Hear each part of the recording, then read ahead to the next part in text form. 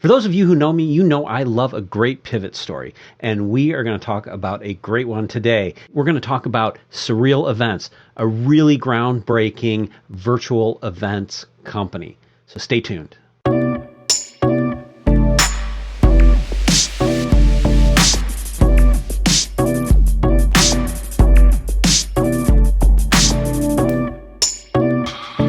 Everybody, welcome back to another Future Tech video podcast. Today, we're going to be talking with Josh Rush, who is a principal at Echelon Design and CEO and co-founder of Surreal Events, a virtual events company. And they have built something quite amazing.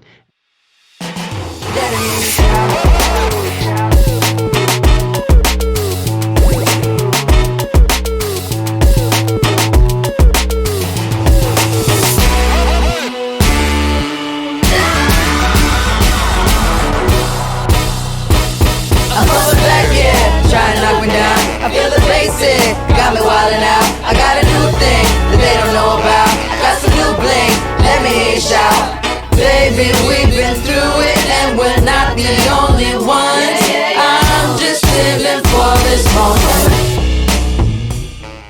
So Sunish and I have been advisors to Surreal Events as they have been developing this platform, and I can't wait for you to see what they have built. So let's welcome Josh Rush. Josh, welcome aboard. Yeah, it's great. It's great to be here. Long-time listener, first-time caller. Thanks for having me. So people who aren't aware, Echelon Design was our production partner for what was going to be our Emerge conference.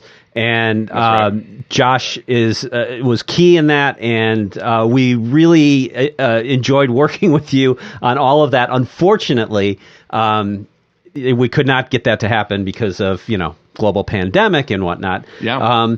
But I think that the global pandemic thing is a really important piece to talk about because it impacted our conference. But for a company like Echelon Design, it was really a big deal. I mean, I know that you went from full running, ahead motion to dead stop really quickly. And you have a great pivot story here. So I just tell me a little bit about, what happened when the market shifted like that for you. Yeah. So just a little bit of backstory about Echelon. We've been in business since 1986, and I've been with the firm for a little more than 12 years now. And I can tell you, we were, headed into what was going to be a banner year for us. And I think the economy as a whole was really kind of chugging along. And then the buzzsaw that was COVID-19 kind of ripped through our industry first. I mean, I think between airlines and sort of your travel, hospitality, and the live events industry, which is, represents hundreds of, I think it's a total $180 billion industry when you factor in live sports and entertainment. The trade show and event industry represents a good chunk of that. And I guess we were watching it. We've got partners that we work with overseas. One of our builders is a guy named Chris Dorner, runs a great company called I can't think of Chris' company off the top of my head now, but it is these guys were feeling the impact back in December, in January, and I remember just texting Chris and like, hey, what's going on? What do you think? And he goes, we're completely shut down. And we were sort of oblivious to it. I mean, I was watching it because I don't know if I'm like a worrier or naturally pessimistic, but I was certainly sort of more tuned in December than I think a lot of people were. And I think, Chris, you're the same way. I think you were sort of watching this, right? You watching it closely. Well, and then, January, February, a lot of our partners in Europe, there was a lot of buzz that was going on about what was going to happen. And it wasn't long after mid-February, a lot of these shows in Europe started to shut down. And then late February, it was Facebook and the GDC, the Global Game Development Conference. Both of those guys shuttered their events and said, no, we're not going to do it. And that was that was sort of the start of a domino effect that rippled throughout the industry. And, at Echelon, we work with a lot of big tech companies. And so a lot of our shows were immediately impacted. So, I mean, we haven't had a single event or contract on a live event trade show since the 1st of March. We're just starting to have conversations and get some deposits in hand for 2021 events, which everyone's just sort of kind of holding, their breath to see what happens, obviously, with the with the distribution of the vaccine and how quickly these venues here in North America can get back to doing shows safely. So yeah, it was completely devastating. We're going to be down 300% from where we were last year on the trade show side of the business. So yeah, complete stop. Yeah, well, but I gotta say, I really admire what you guys did because you didn't just throw up your hands and say, oh God, we're just screwed here. You guys pivoted extremely quickly and not just it wasn't just a fast pivot, it was a big pivot because you kind of entered into a different concept of trade shows and marketing than is out there, and a very technical one. So, tell us a little bit about Surreal Events. Yeah. So, we like to say that out of great struggle, excellence can be born, and really, that's where innovation comes from. And we had been sort of toying around with the idea of Surreal before we even, knew what it was. We had been working in an Unreal Engine workflow, and Unreal Engine, which is the real-time rendering engine that's made by Epic Games, which is the maker of the wildly popular Fortnite. Sidebar there, I don't know if you guys saw this or not last night, but their big Galacticus Battle Royale was the season finale of their Fortnite season, had 15 million concurrent users and another 3 million users watching online. I don't know. That's amazing. I'm going to date myself because this is going to be pre-recorded and posted later, but it was actually the first event that actually I think Twitch dropped, so that Twitch crashed last night because there were so many people dialed in. So Epic Games, maker of the Unreal Engine, makes this real-time rendering engine which allows for a really great workflow if you're in any sort of design visualization suite or specialty. So we've been working in an Unreal Engine workflow for a couple of years now for our real-time design collaboration tools. So working with customers on how to create, more compelling experiences and share that with them in real time. And looking at ways that we could start to connect more integrated sort of point of purchase digital shopping experiences. We do a lot of work with some really high-end CGI and home and lifestyle customers. So this is like creating photorealistic room scenes that you could find in the full spread of HGTV magazine. So we've been working in this space for a couple of years, and I feel very fortunate that we were able to do this. So we were trying to find ways to connect the dots between, what is currently a modern web experience, which is a very 2D, two-dimensional sort of single user experience. I log in, I can click around, and I kind of shop on my own. Wanting to find ways to take advantage of what the gaming platforms like Unreal can provide, which is that opportunity to like multiplayer, like network, so you can actually do collaborative selling like we do in real life. And so, so we've been thinking about this for a while and working on sort of the technology behind the scenes. And when COVID hit, I would say it was probably mid-February is when I really thought like we need to move on this because we're going to shut down. And so we went to work on building out what's ultimately the framework for Surreal, which is really a one-of-a-kind virtual events platform, and it's designed for really any experience. But we're being so close to events, decided that we wanted to really kind of hone that space and try and find ways to bridge the gap between, what's so great about live events, right? That ability to connect with people, to kind of bump into somebody that you didn't know was going to be there, take them, kind of off the floor and into the bar and have a cocktail or have a drink or have a meal and really, serve what is the precipice of what we know is sort of great relationship building and ultimately sales. And so, we were looking at what was out in the market and, you guys know this. You've been on a number of these virtual conferences, and you're passively sort of consuming a stream of content, whether it's the AWS reInvent, which is I think still going on. There's not a lot of engagement. It never ends. It never ends. It's like a 3-week event. No.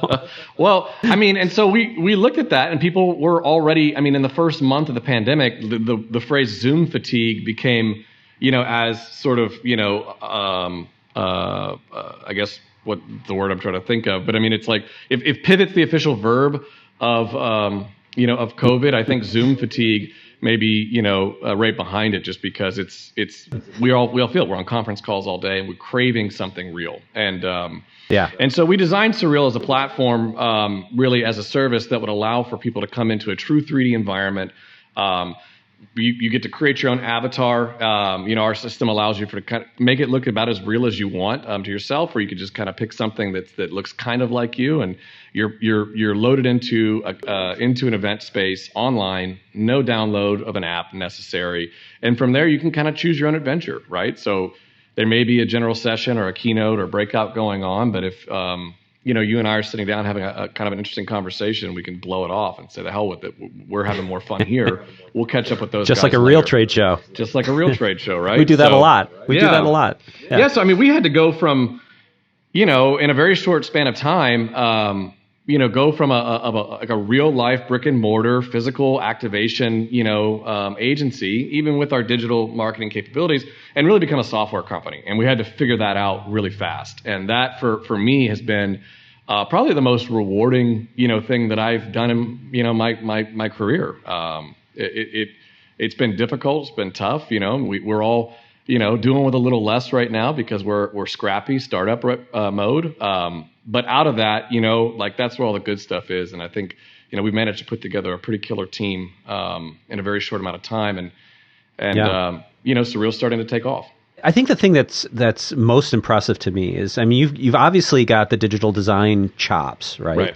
But becoming, I mean, and you're using the Unreal Engine, so in essence, you are kind of becoming a game developer too, right? And I think, that's a big shift. Yeah. And being able to put together a team that can, put together something in such a short amount of time that you did, that's pretty significant, I think. Yeah. No, I mean, and we've always been really opportunistic, and we know that, with technology today, it's not about necessarily who's the smartest guy in the room. It's about, who's got the right kind of business mindset, and the craft to know how to use the tools the best, the quickest, to get the most out of it. And so, we didn't spend a lot of time trying to engineer a product that was, necessarily going to out of the gate scale. We just knew we had to start building something. And we were fortunate enough to work with some really talented developers on our own team. We've got a lot of partners that were involved with the project. One of our core game development partners, is a guy named Rajat, who's been real great for the Surreal platform. His team had previously built out at Gameatronics. They had previously built out a similar concept for Microsoft's Redmond office, and it's very similar to what Verbella is, if you guys are familiar with that platform. The graphic fidelity is definitely more of like kind of a cartoon kind of quality. It's not photoreal. It requires an app to download, so you've got to run it on your desktop. And we knew that those were the things we didn't want. We wanted something that was going to be lifelike, right? Photorealistic, because it's going to appeal to a broader audience if you can put them in in a space that feels grounded in reality and not like a cartoon or a game. But also something that could live in the browser. And so we were able to team up with Raj's group, and he really kind of augmented our in-house capabilities and was able to get a proof of concept on the table that we've been able to kind of hone and perfect over the last few months. And so it's been a huge undertaking, just rounding out that studio. And then ultimately now what we're focused on is now building the product that can scale. And so we've got a lot of really big plans for the platform that will essentially allow event owners, whether you're doing an event for 100 people or you're doing an event for 100,000 people, to be able to log in, configure from our templates, select the venues that you want, build your registration, upload your content right to the CMS, and then essentially we just automate, the game build so that you've got a fully functioning, event space that's ready in minutes. So that's ultimately where we're trying to get over the next 3 to 6 months. Well, you mentioned some of the partnerships that you've forged along the way, and I know that one of the really big ones is with Epic. I mean, you've been working, hand in hand with Epic a bit there. Yeah. And that's a pretty significant partnership for you guys. Yeah, I mean, these guys are just an amazing company. I tell you, I know that a lot of people are following sort of some of the legal stuff that's going on with Apple, but all that kind of stuff aside, they're just great people to work with. And they found us after, I'll start by saying we've done very little marketing. We're just really starting to market. But they found us and said, look, guys, we've been, more or less, we've been canvassing the virtual event space and looking for people who are using our technology in the way that we are. And they've more or less said, you guys are really best in breed right now with what's going on, which for me is kind of crazy because, again, 9 months ago, we were nowhere near here. And I would have thought somebody else would have beat us to the punch, already. And so to have that sort of credential and that sort of backing has been great. We're now working with them on their development stream, so we're getting early access to a lot of the new features and things that are going to really continue to differentiate our platform going forward. And so it's been a huge partnership for us. Yeah. Well, you talk about the bringing in some of the realism to recreate these event spaces, but. The thing that I think is really interesting about your platform is you can do that, but you don't have to. You have no real bounds to what you create. It can be some sort of fantastical fairy tale land that you're creating, absolutely. And it's only limited by your imagination, right? Yeah. No, I mean we're not beholden to or restricted by the laws of physics or modern architecture. So I mean you don't have to think of having an event in Surreal like you would have an event at the Mandalay Bay or the Las Vegas Convention Center. We don't have the same rules and laws of physics don't apply to us. Also, you can really kind of exponentially scale your creativity and your budget and overall experience because you don't have the cost of actually having to fabricate something or ship it or move it around. And so, we're working really hard. I'd like to encourage people when we're running demos. It's like, look. Yes, we have an expo hall and you can have a booth, but in Surreal you can have a world. So if you want a booth, we'll give you a booth. It's fine. We can, make it look like your booth, like you would have at a trade show, or we'll just make you whatever it is that you want. So if that for you is, that office, in Dubai that you don't have yet, but you'd really love to have, well, let's build something out in Dubai. If you want to put something on another planet, we'll put it on another planet. But more specifically, it's open your mind to what's possible when you think about, connecting customers, prospects, whether it's B2B or B2C, with your products and services in a way that's really differentiating.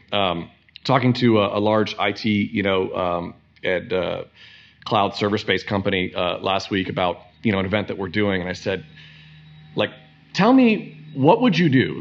If you could put a camera anywhere, a micro camera, a macro camera, into one of your systems and show off componentry, just a lot of companies have these really highly sophisticated 3D animations of their process, of their technology, and how it's going to, impact some change across an enterprise, right? Well, it's great. It's illustrative. It's representative or demonstrable of what you might do, but you're still watching that in a 2D screen.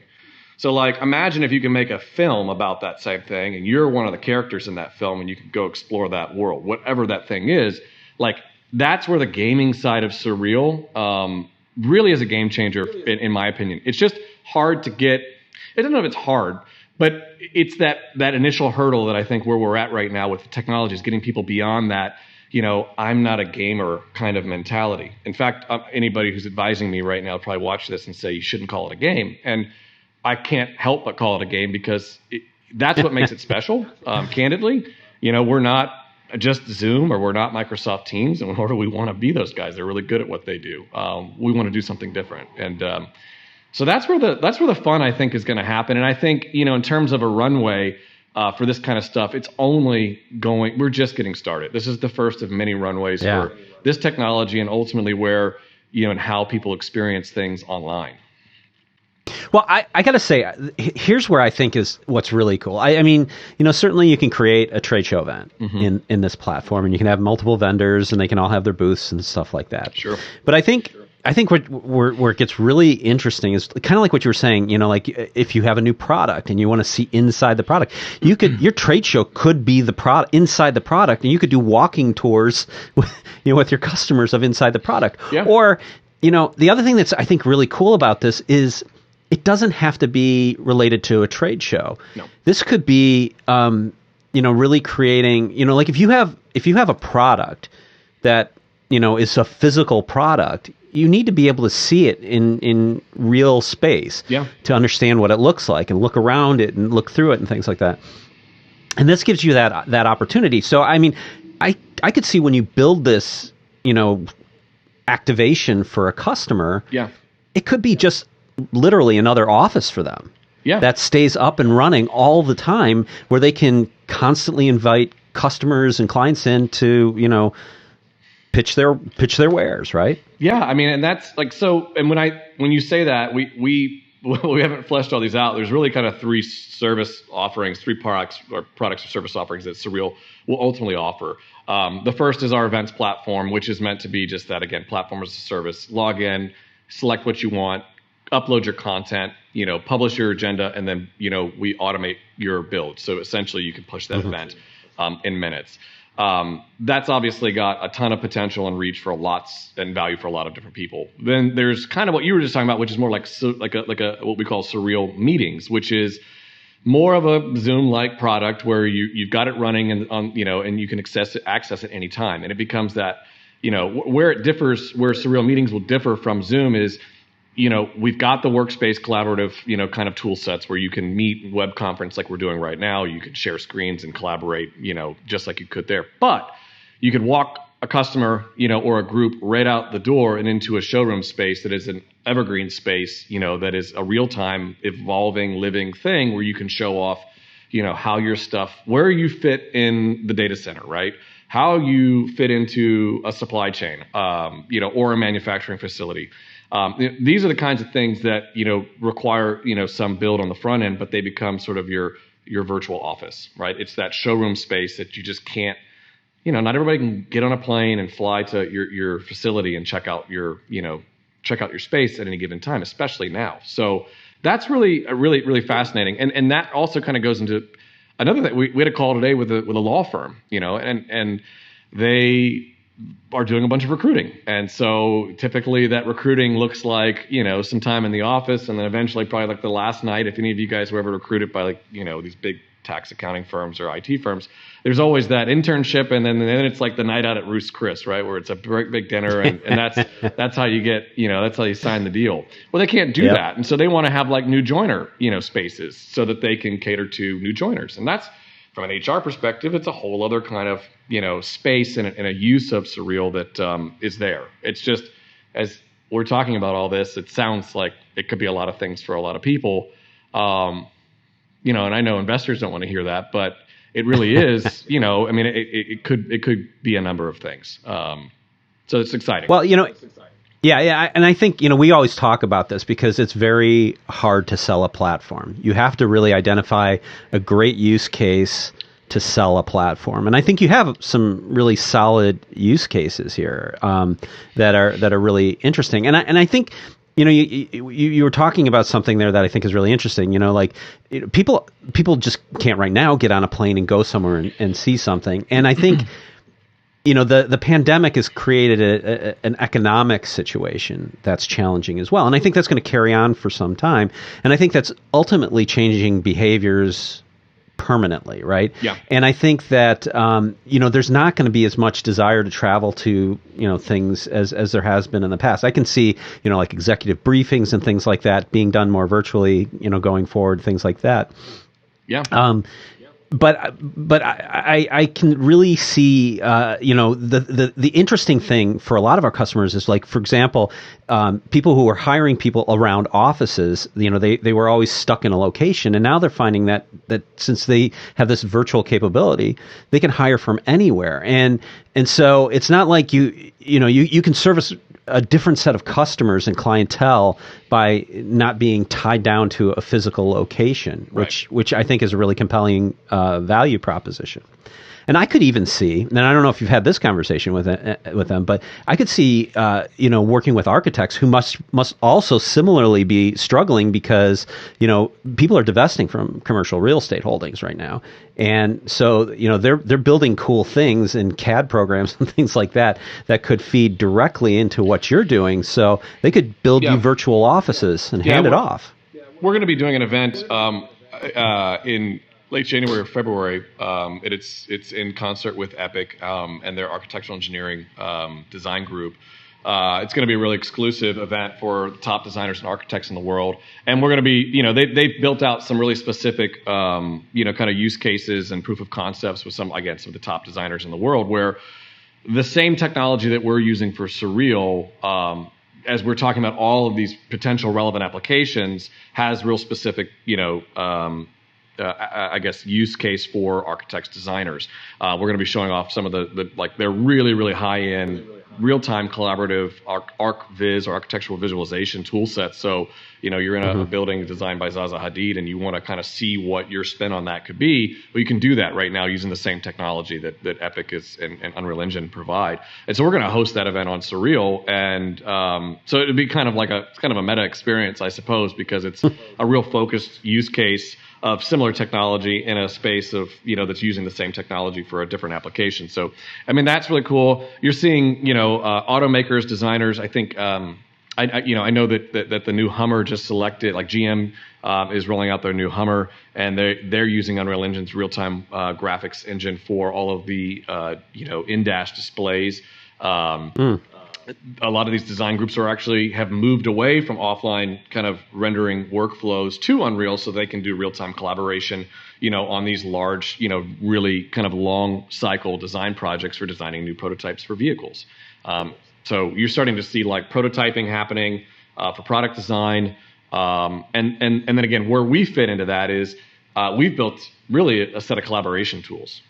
So it's kind of like taking Microsoft Teams, with LinkedIn as a sales kind of conduit, and then, figuring out like a Fortnite version of that for professionals, so that, you're in a real space in real time, but you're using, the kind of, modern office tools that allow us to kind of connect, collaborate, and ultimately kind of come together on projects. So, yeah, it's an interesting time. And I know that I feel fortunate just to be, on what we think is sort of a bleeding edge. It can be painful at times, but it's certainly only going to accelerate this change. I think over the next 2 or 3 years, it's going to be pretty dramatic to see what happens. So, Josh, tell me a little bit about we kind of talked about your journey to this point. Yeah. So what's next? Where are you guys going with this? What do you envision? Where do you envision taking this? Because obviously, it's sort of a big open field for you guys. Yeah. So again, the pandemic was really the kind of the kick in the pants to do this, right? It was really the impetus to build something that didn't exist. We've done that. It's been, sort of validated by the guys at Unreal who make the technology that we're using. So we feel good about that, but we are nowhere near satisfied. We are still in a beta mode, and we've got a number of features that we want to add on a 30, 60, kind of 180-day product roadmap.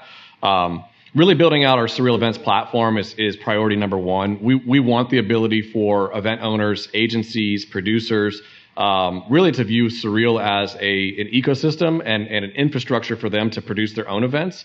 And whether it's the kind of the plug and play modular stuff where they can log in and build their own adventure and publish that event within minutes. Or if they want to do that, plus they want to have their own studio workflow where they can ultimately kind of feed into our stream and create their own worlds. There's I think a tremendous opportunity to create, I guess what you'd say, almost like a community of designers, producers, and creatives that could take advantage of this tool set that we're building. To do just what we talked about. And so we've envisioned a marketplace where you can connect with other designers. They can market their own venues, event spaces, simulations. And so you could plug those into one of our games, so that it makes it easier over time to create a really compelling, unique event experience, and not have to build it custom every time out of the gate. So, that's really our big focus. We feel like we've got a window of time here that is not, the window's not closing in terms of where we think this technology is going. We think that there is green space ahead for this technology. But in terms of the market and and where events are headed, we all anticipate, a return to some sense of normalcy in the fall of 2021. And I think that the live event space is really going to thrive in 2022 and 2023. And at Echelon, we're excited about that because, we love to produce those live events as well. But from a from the standpoint of Surreal and how it fits going forward, there will, I think we've learned from this experience that there's tremendous upside to having a really engaging and dynamic virtual event. It's going to take some time for businesses and economy to kind of bounce back to where we were pre-COVID. So we're not going to be spending as much money on travel and meals and entertainment. And so to be able to open up access to an event like Dreamforce in the fall, if it goes forward, or Oracle Open World, which we're real heavily involved in the actual live event space. We could be the prelude and sort of the tail to that event. So you have an opportunity to, log in early, and be able to connect with brands or connect with companies that are there, set meetings, kind of explore like what's coming. I'll just share a little story. The Complex, which is the hip hop, urban culture magazine, is doing this week. It closes today. A really cool event online. It's called Complex Land. If you want to check it out. And it's using a lot of the same kind of technology we're doing. It's not a multiplayer network thing. So you get a user, an avatar. It's kind of an Android type of a avatar. But they have brought in some really big brands, artists, clothing companies, and they're actually dropping new releases. So you're getting new music, new art, new clothing, new shoes, and the way that they've kind of gamified the space is really, is really cool. I see that being something that, takes the event experience virtually to an entirely new level, especially when you can, meet with people in that real time and do business, but also get early access, right? Kind of unlock, sort of, or level up your, what your experience would be with that, kind of brand or that company in an event space. And so we see this as really being, a complement and a complementary component to the event, world going forward. But beyond that, I think you're going to find that platforms like Surreal and the way that we work, we're going to start to carve out new niches, things that you wouldn't do at an event because you couldn't afford to do at an event, things that you wouldn't even think to do because it wasn't possible. I think you're going to find a home for places like Surreal that really kind of extend that reality, right, that we're all grounded in, and open up tremendous opportunities for new product, prototype. We talked about virtual office spaces, a great place to onboard for HR. I mean, these are all real, I think, strong possibilities for our platform and for others like it. Well, it also opens up the interesting possibility of hybrid events, right? Mm-hmm. Where, because I think, I don't know, is it the Chanel show or, one of the Paris Fashion Week kind of things where they actually had the assigned seats for everybody, but in each of those assigned seats was a camera to watch the event. And I could see, putting together something similar but integrated into this bigger world so that you could see what's happening actually on the floor at the same time you're interacting with a much bigger space too. Yeah, right? there becomes sort of duality of experiences. There's your real world experience, and then there's your kind of mixed reality experience where you can be in both places at once, and one gives you sort of access to areas that you couldn't get. You'd never go to the locker room, at an NBA game. You'd never get backstage, most likely at a concert. To the real business applications and the kind of nerdy componentry stuff of trying to sell technology, there's things that you just can't access, in the real world. So I think those what you refer to as a hybrid event, we're really kind of looking at as more of like a digital twin, and that digital twin is something that can live alongside any real space, but then allow you to do more with it because, again, we've got the opportunity to simulate things that you just couldn't do in real life. We're talking to one of the major league companies, or major league ballparks and major league baseball teams about creating just that. It's a digital twin, virtual fan fest experience where people can come in, meet and greet with players because you can't do it right now. Funny talking to one of the executives, it's you'd think it was just a pandemic kind of COVID strategy, but they're so excited about what they're seeing and obviously talking to us at Surreal about the possibilities of how this can be. This is a digital first long-term strategy, right? There's no reason not to embrace this because you can build, a lifetime of fans, right? If you can connect with them early and often in a space where, my daughters play Roblox. If you've got, sons, they're probably playing Fortnite.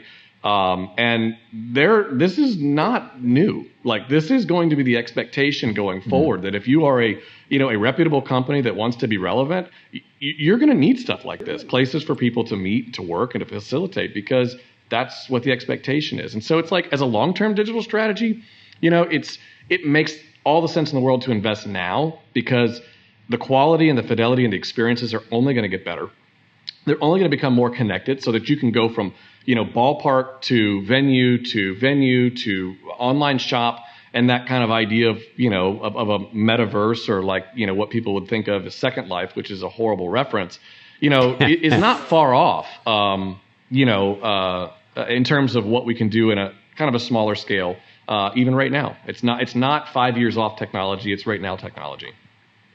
Yeah, well, you mentioned Roblox, and I actually was on one of your podcasts, your 12 After 12 podcast, interviewing Cherry Glazer, and they talked about how they did a concert.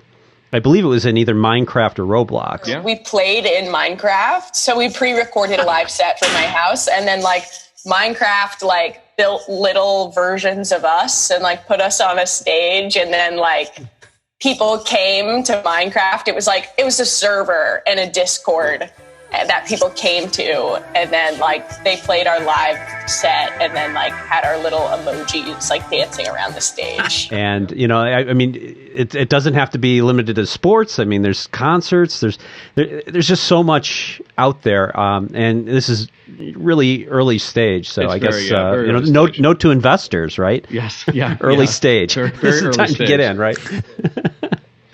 So. Yeah, no, like I said, we're excited. It's been quite the journey. Again, to go from the kind of company we were 9 months ago to the kind of company we're kind of shaping out to be today. It's been a lot of fun. It's been a lot of hard work. We've got a lot of great people that work with us and for us, and really feel blessed to be here. All things considered, COVID be damned. Yeah, the one question that I would have is, with your experience now of 2020 and, everything that you've had to go through and your pivot, and, now the traditional marketing teams have to change. Yeah. So if, what from your experiences and lessons learned, what skills are you looking for? And if there is somebody in marketing today, and the world is getting rocked right now, right? So what are those skills that you would recommend that people should develop, and what kind of skills are you looking for your own organization? Well, I mean, I think that the kind of fail fast, mantra is a bit overplayed, but I mean, it is true. I mean, I think there's the idea of having a 3-year or 5-year plan is totally irrelevant. I think you need to have a now plan and be able to act on that. So, I mean, marketing is, 90% tactics and execution. And I think that's always been the case. And I think it's really important now that people can quickly put a plan in place, tactically execute, and then course correct if it doesn't work. I think that's really, really critical for everybody now, but in marketing in particular, having those kind of micro messages and putting them out there, testing them, seeing what works quickly. It's simple. It's easy to do. The tools exist. And so whether you're trying to R&D some new product or run campaigns, I think just having that sort of flexibility and mobility to move and act quickly is really important. Beyond that, I'd say, the tenets of great marketing, are the same as they've always been. And I mean, it really boils down to, finding, who's got the, you have to have a great product. You've got to have the credibility to stand behind the promises you make. And those things are the baselines for entry. But once you're there, it has to boil down to, great storytelling, authenticity, and I think storytelling in a way that is, again, what are the kind of experiences that people, that they expect to have, and it's not just now. It's kind of skating to where the puck is, 2, 3, 4, 5 years from now, and I think the ability to embrace technology and not not be afraid to try new things. We do hear from people on Surreal, again, this kind of I'm not a gamer, and everybody's just dying to get back to real events, and we all are. But like we just discussed, this is not a trend. This is not a fad. This is something that's going to, really kind of accelerate and grow from this point forward. And so I think having the courage to, adopt and adapt new strategies, try new things. Your executives might struggle with it today, but customers, tomorrow are going to expect it. Your employees are going to expect it. So it's a great time to take chances. Yeah, I think that's really excellent advice. I mean, you got to look at the now in these times, and I think always. I mean, I think the only constant is change, right? And you have to be, if you want to be successful, you have to be very adaptive to change. Yes. So I think that's and resourceful too. I mean, there's so much talent out there. I think you're seeing this huge shift, for kind of how the way people work. I think I referenced earlier we were pre-rolling just recent Hootsuite survey. The number of people that will want to continue to work from home post-pandemic is going to change the way companies have to operate. It doesn't mean that you don't come into an office. It just means you have to be more flexible. And I think the workforce is going to continue to kind of, expect that kind of flexibility, not just being kind of tapped to one place, one company at any given time. And so, being able to kind of tap teams and scale project teams as you need. I mean, those types of skill sets and that sort of, kind of agility, I think is going to be really important as well. So Josh, really awesome to have you on. Really excited about what you guys are doing. Appreciate it. I got to applaud you for pivoting so effectively. And I really hope the best for you. And I can't wait to see where this goes, because it's just kind of boundless as to where it could end up. So congratulations on what you've done. Thank you, Chris and Dish. I appreciate it. Thanks for having me. If anybody's interested, they can obviously check us out at surrealevents.com. And Chris, Sandesh, we'll look forward to, future tech online, and hopefully in person pretty soon. Thanks, guys. Yeah, we got to figure that one out. Yeah, we'll get Thanks. there for sure. All right. Happy holidays, guys. Thanks for watching. If you like what you saw, click the like button, hit that subscribe button, because that helps a ton. And if you want to get notified when I post new content, click on that bell icon and you will get notifications. And I will see you in the next video.